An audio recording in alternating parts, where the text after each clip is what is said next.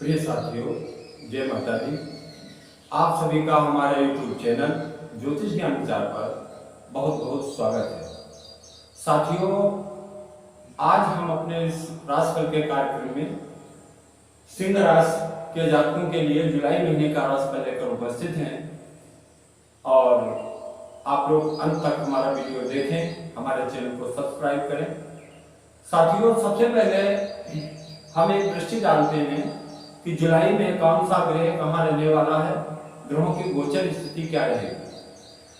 तो मित्रों, सूर्य देव जो हैं वो 17 जुलाई तक मिथुन राशि पर गोचर करेंगे और आपके लाभ भाव में रहेंगे। 18 जुलाई से सूर्य देव जो है उनका गोचर आपके द्वादश भाव में कर्क राशि पर हो जाएगा। मंगल ग्रह का गोचर सिंह राशि पर हो रहा है जो आपके लग्न स्थान में है और पूरे महीने लग्न भाव में ही रहेंगे। बुध देव का गोचर 7 जुलाई तक मिथुन राशि पर है और 7 जुलाई के बाद बुध देव जो है वो कर्क राशि पर 8 जुलाई को आ जाएंगे और 24 जुलाई तक वो कर्क राशि में गोचर करेंगे। 24 जुलाई के बाद वो सिंह राशि में आ जाएंगे। इस प्रकार बुध देव का गोचर जो है वो इस महीने में 2 बार होगा। देवगुरु बृहस्पति का गोचर मेष राशि पर हो रहा है जो आपकी कुंडली में नवम भाव में पड़ रहे हैं और साथ में राहु देव भी बैठे हुए हैं, तो गुरु चांडाल योग भी बन रहा है। और शुक्र देव का गोचर जो है 6 जुलाई तक शुक्रदेव कर्क राशि में रहेंगे और 6 जुलाई के बाद वो सिंह राशि में आ जाएंगे और इस प्रकार 6 जुलाई के बाद शुक्रदेव का गोचर आपके लग्न भाव में होगा। शनि देव का गोचर अपनी मूल त्रिकोण राशि कुंभ पर हो रहा है जो आपकी कुंडली में सप्तम भाव में पड़ेगा। इस प्रकार शनि देव जो है सप्तम भाव में गोचर करेंगे और केतु देव का गोचर तुला राशि पर तृतीय भाव में हो रहा है। तो साथियों, ये ग्रहों की गोचर स्थिति थी। अब हम देखते हैं कि जुलाई महीने में सिंह राशि के जातकों पर इसका क्या प्रभाव पड़ने वाला है। सबसे पहले हम लग्न भाव को देखते हैं। लग्न भाव के स्वामी सूर्यदेव हैं जो 17 जुलाई तक लाभ स्थान में गोचर करेंगे और ये आपके लिए बहुत ही अच्छी स्थिति बनाएंगे। सूर्यदेव दसम भाव के कारक होते हैं। पिता, राजदरबार, समाज, सम्मान, पद प्रतिष्ठा देने वाले होते हैं। लाभ स्थान में बैठकर सूर्यदेव जो हैं वो सबसे पहले तो आपके लग्न के स्वामी हैं, इसलिए आपके स्वास्थ्य को मजबूत करेंगे और लाभ भाव में है तो सरकारी स्तर पे और पिता के द्वारा आपको लाभ प्राप्ति के योग बनते रहेंगे 17 जुलाई तक। 17 जुलाई के बाद सूर्यदेव का गोचर जब कर्क राशि में हो जाएगा तो आपको थोड़ा सावधान रहना पड़ेगा क्योंकि आपके खर्चे बढ़ सकते हैं और कहीं ना कहीं आपको मानसिक पीड़ा भी हो सकती है क्योंकि द्वादश भाव व्यय का होता है और यात्राओं का भी होता है। लंबी लंबी यात्राएं थकान देने वाली हो सकती हैं, आपको करनी पड़े। तो उसके बाद हम धन भाव की बात करते हैं। धन भाव के स्वामी बुध देव हैं और बुध देव का गोचर 7 जुलाई तक लाभ स्थान में ही हो रहा है। तो इस प्रकार धन और लाभ की स्थिति जुलाई के पहले सप्ताह में आपकी बहुत सुंदर दिखाई दे रही है। आपके पास धन आता रहेगा, कारोबार में लाभ की स्थिति बनेगी। उसके बाद हम बात करते हैं चतुर्थ भाव की। तो साथियों, चतुर्थ भाव भूमि भवन का होता है, सुख का होता है। चतुर्थ भाव के स्वामी आपकी कुंडली में मंगल देव बन रहे हैं जिनका गोचर लग्न में हो रहा है। मंगल देव का मित्र राशि पर गोचर होना और चतुर्थ दृष्टि से वो अपने सुख भाव को देख भी रहे हैं। इधर 6 जुलाई के बाद जो है शुक्रदेव की युति भी लग्न में मंगल के साथ हो रही है तो ऐसा प्रतीत हो रहा है कि 6 जुलाई के बाद आपको भूमि भवन वाहन का लाभ प्राप्त हो सकता है और आपकी अचल संपत्ति में वृद्धि हो सकती है। परंतु शनिदेव की पूर्ण दृष्टि भी लग्न पर पड़ रही है और शनिदेव की दृष्टि जिस घर पे पड़ती है उस घर को कमजोर करती है। तो शनिदेव की दृष्टि भी पड़ रही है, इसका अर्थ ये होगा कि भूमि भवन वाहन के योग बनेंगे और शनिदेव की दृष्टि की वजह से उसमें कुछ समस्याएं पैदा होंगी, लेकिन शुक्र और मंगल की युति अंततः आपको लाभ दिलाएगी।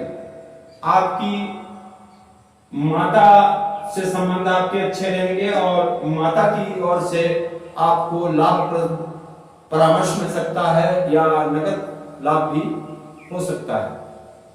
पंचम भाव की बात करते हैं तो पंचम भाव संतान, विद्या, बुद्धि, मित्र आदि का होता है। पंचम भाव के स्वामी देवगुरु बृहस्पति हैं जो नवम भाव में बैठे हैं मित्र राशि पर। नवम भाव धर्म कर्म का होता है और देवगुरु बृहस्पति इसके कारक भी होते हैं। तो नवम भाव में बैठकर देवगुरु बृहस्पति आपके पंचम भाव में वृद्धि कर रहे हैं। पंचम भाव संतान का होता है, तो ऐसे जातक जिनको संतान नहीं थी उन्हें संतान प्राप्ति का योग भी जुलाई के महीने में बन सकता है। जिन जातकों की संतान शिक्षा प्राप्त कर रही थी उसे अपनी शिक्षा क्षेत्र में सफलता प्राप्त होने के योग बनेंगे। मित्रों का आपको पूर्ण सहयोग मिलता रहेगा और देव गुरु की कृपा आपको प्राप्त होती रहेगी। परंतु यहाँ भी थोड़ी कमजोरी राहु की वजह से दिखाई दे रही है। मित्रों, जिन जिन स्थानों पर देव गुरु बृहस्पति की दृष्टि पड़ेगी उन स्थानों पर राहु की दृष्टि भी पड़ेगी। देवगुरु बृहस्पति पंचम भाव को पूर्ण दृष्टि से देख रहे हैं तो राहु की भी दृष्टि पड़ रही है। राहु हमें भ्रमित करता है, राहु बड़े बड़े सपने दिखाता है और अंत में हमें निराशा देता है। तो राहु का मतलब है कि आप ईमानदारी पर कायम रहें और परिश्रम पे भरोसा रखें और किसी सफलता के लिए शॉर्टकट का उपयोग ना करें तो राहु आपका कोई बहुत बड़ा नुकसान कभी नहीं कर पाएगा। अब हम देखते हैं सप्तम भाव। सप्तम भाव व्यापार, पत्नी और साझेदारी का होता है। क्योंकि सप्तम भाव के स्वामी शनि स्वक्षेत्रीय हैं और बलवान हैं, तो आपके कारोबार में वृद्धि के संकेत मिल रहे हैं।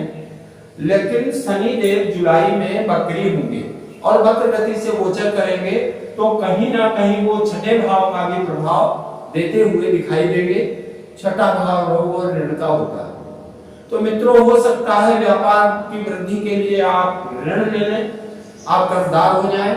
हो सकता है कि आपकी पत्नी का स्वास्थ्य कुछ प्रभावित हो और आपको उसके उपचार के लिए धन लेना पड़ जाए।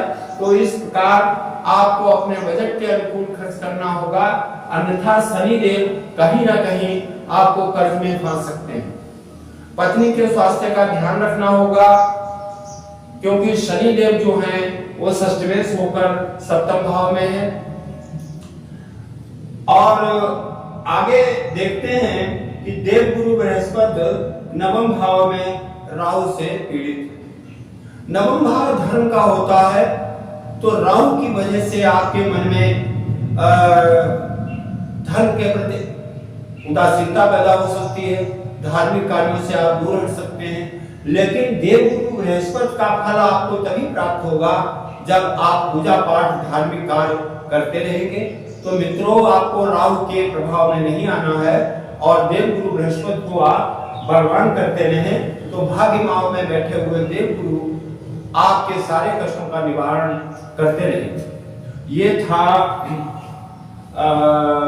सिंह राशि वालों का जुलाई महीने का राशिफल। और अब हम उपाय की बात करते हैं। तो मित्रों, आपकी कुंडली में शनिदेव की पूर्ण दृष्टि लग्न पर है, शनिदेव की दृष्टि भाग्य स्थान पर है, और इसलिए आपको शनि शांति का उपाय करने से लाभ प्राप्त होगा। आप प्रत्येक शनिवार को शनि मंदिर में तेल का दीपक जला सकते हैं, या पीपल के पेड़ पर तेल का दीपक जलाइए, और काले तिल, उड़द की दाल, काले वस्त्र, तेल का दान आप कर सकते हैं, जिससे शनिदेव प्रसन्न होंगे। गरीबों की मदद करें, इससे शनिदेव का आशीर्वाद प्राप्त होगा।